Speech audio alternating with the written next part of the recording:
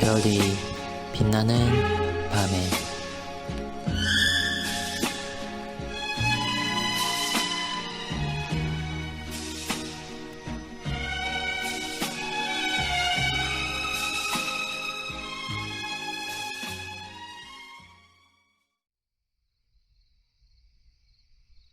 칠십구문은 160일차를 참고해 주시기 바랍니다.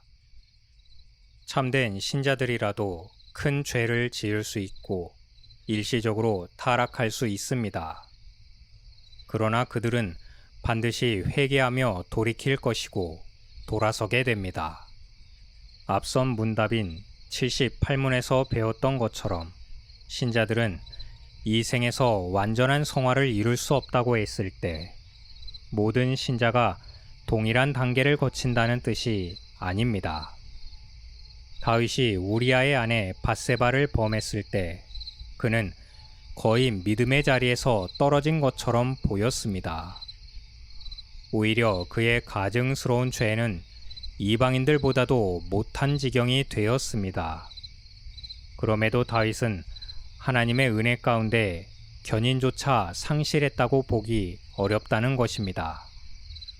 만일 다윗이 믿음에서 완전히 파산한 자라면 밧세바를 통해서 솔로몬 왕이 나오고 마침내 그리스도로 이어지는 메시아의 계보는 불가능했을 것입니다. 이런 점에서 본다면 사도 바울이 자신의 내면 속에서 매일매일 진행되는 죄와의 싸움이 결코 간단치 않다는 것으로 이해할 수 있습니다. 다윗도 시편 116편 3절에서 사망의 줄이 나를 두르고 지옥의 고통이 내게 이르렀다고 탄식합니다. 우리는 매일 육과 영의 싸움터에 소환당합니다. 때로는 공고하여 죄에 완전히 정복당한 것처럼 보일 때도 있습니다. 그럼에도 하나님의 자비는 우리의 노력이나 의지보다 무한하시고 마지막까지 회복시키십니다. 그래서 여기서 말하는 것은 첫사람 아담의 타락과 구속의 언약이 주어진 후 중생한 자의 타락 사이를 구별해야 하며 중생한 자의 죄와 이방인의 죄 사이를 구별해야 한다는 것입니다. 따라서 죄와 관련해서 전자는 수준에서 달랐지만 신분은 같았고 후자는 수준에서 같았지만 신분은 완전히 다른 존재였습니다. 이러한 차이를 잘 구별하지 못할 때 이 땅에서 그리스도를 쫓아 사는 길이 무엇인지 잃어버릴 수 있습니다. 지나친 엄격함은 우리의 수준을 과대평가하게 되고 지나친 관대함은 우리의 신분을 망각하게 만듭니다. 지금까지 견인교리 일반에 관하여 우리는 참된 하나님의 백성이라도 깊은 타락에 빠질 수 있다는 것을 인정해야 한다고 배웠습니다. 택함받은 신자라도 하나님의 은혜로부터 최종적이지는 않지만 철저히 타락할 수 있다는 것입니다. 그렇지만 이러한 타락은 하나님의 작정과 언약을 근거로 그리스도와 연합된 자들을 최종적인 타락으로 결코 끌고 갈 수 없습니다.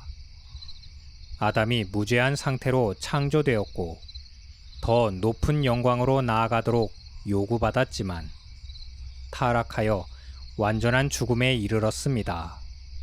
그럼에도 그에게 그 죽음은 최종적인 죽음이 아니었고 은혜 언약으로 말미암아 그리스도 안에서 회복되었습니다. 아담의 후예들인 인간은, 더 정확히 유기자는 처음부터 죄 가운데 태어났고 오직 택함받은 자들 외에는 모두 완전하며 최종적인 죽음에 이르게 될 것입니다. 반면에 택함받은 자들은 비록 최종적인 죽음에 이르게 될 자들과 똑같이 태어났지만 하나님의 은혜로 말미암아 그리스도를 통하여 영원한 생명으로 인도받았습니다. 그리고 견인하는 은혜가 그들이 영생으로 가기까지 죄와 허물과 타락에도 불구하고 실패하지 않도록 이끌어갈 것입니다. 이러한 교훈은 성경에 등장하는 많은 선진들에게서 나타난 실수와 허물과 치명적인 죄조차도 어떻게 은혜의 원리와 양립할 수 있는지를 보여주고 있습니다. 견인교리가 주는 보증이 우리의 경건과 도덕성을 무장해제시켜서 방종에 이르게 한다는 비난은 억측에 불과하며, 그 반대의 경우에는 인간의 죄된 본성은 불안정한 구원의 길에 대해서 비난할 것입니다. 그러나 하나님의 뜻은 확실한 구원과 구원의 보증에 이르는 견인이 신자들에게 나태와 방종이 아니라 영광에 이르기까지 조금도 쉼없이 달려가면서도 즐거워할 수 있도록 하는 데 있습니다. 이렇듯 오늘 우리에게 주어진 환경과 조건이 견인의 은혜로 빚어진 것이라면 우리가 하나님께 감사할 수 없는 날은 단 하루도 없다고 생각해야 합니다. 오늘 하루도 하나님이 우리에게 주신 최선입니다.